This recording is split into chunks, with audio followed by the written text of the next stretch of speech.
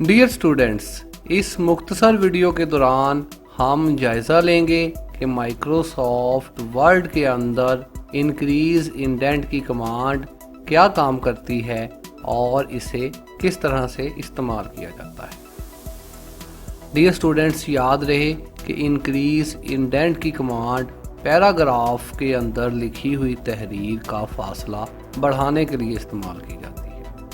Increase indent की command Microsoft word में paragraph group के अंदर एक बटन की सूरत में मौजूद होती है। डियर स्टूडेंट्स, किसी भी पैराग्राफ को सिलेक्ट कर लेने के बाद इंक्रीज इंडेंट बटन एक दफ़ा दबाने से इस पैराग्राफ को थोड़ा इंक्रीज यानी यहाँ पर फासला ज़्यादा किया जा सकता है। इसी तरह बार बार ये बटन प्रेस करने पर आपका पैराग्राफ मज़ीद इंक्रीज होता हुआ दिखाई देता है। डियर स्टूडेंट्स, इसी तरह फासले को वापस डिक्रीज करने के लिए साथ वाला बटन इस्तेमाल किया जाता है, लेकिन यहाँ पर हम बात कर रहे हैं इंक्रीज इंडेंट की।